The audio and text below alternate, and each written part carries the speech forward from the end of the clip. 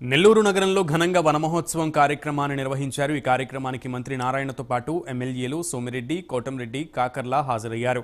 2014-19లో TDP హయాంలోనే ఈ కార్యక్రమాన్ని ప్రారంభించామని మంత్రి నారాయణ తెలిపారు. మనిషి మనుగడకు, జీవనానికి నీటి ఆవశ్యకత ఎంత ఉంది, చెట్లను నరికేయడం వలన నీటి కొరత ఏర్పడుతుందని మంత్రి అన్నారు. నెల్లూరు జిల్లాలో ఉండే ప్రతి ఒక్కరూ 3 మొక్కలు నాటాలని ఆయన కోరారు. 14 నుంచి 19 అప్పుడు యాక్చువల్గా దీన్ని స్టార్ట్ చేసింది, ప్రారంభించింది తెలుగుదేశం ప్రభుత్వంలోనే.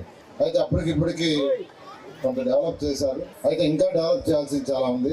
గ్రీనరీ అనేది చాలా ఇంపార్టెంట్. మనిషి బతకాలంటే నీరు ఉండాలి. నీరు లేకుండా ఉంటే మనిషి బతకలేడు. ఒకరోజు నీళ్ళు తాగకుండా ఉండగలరా పిల్లలు? కాబట్టి నీళ్ళు కావాలి. నీళ్ళు కావాలంటే చెట్లు ఉండాలి. చెట్లు ఉంటేనే మీకు నీళ్ళు వస్తాయి, ఇలాంటి నీళ్ళు రావు. కొన్ని ఎడారులలో చుక్క నీరు కూడా పడదు. ఎందుకు పడదంటే అక్కడ చెట్లు ఉండవు. కాబట్టి చెట్ల యొక్క ప్రాముఖ్యత చాలా ఉంది. చెట్లను మనం పెంచాలి. ఆ ఉద్దేశంతో ఈరోజు ముఖ్యమంత్రి గారు, ఉప ముఖ్యమంత్రి గారు పిలిపించారు. రాష్ట్రం మొత్తంలో అన్ని జిల్లాల్లో ఈరోజు ఈ యొక్క వనమహోత్సవ కార్యక్రమాన్ని చేస్తున్నారు. దాంట్లో భాగంగా ఈరోజు నెల్లూరులో మనం దీన్ని టేకప్ చేసాం. అదేవిధంగా నెల్లూరులో ఇంకా కొన్ని ఉన్నాయి. ఇప్పుడే సోమిరెడ్డి చంద్రబాబు గారు చెప్పారు.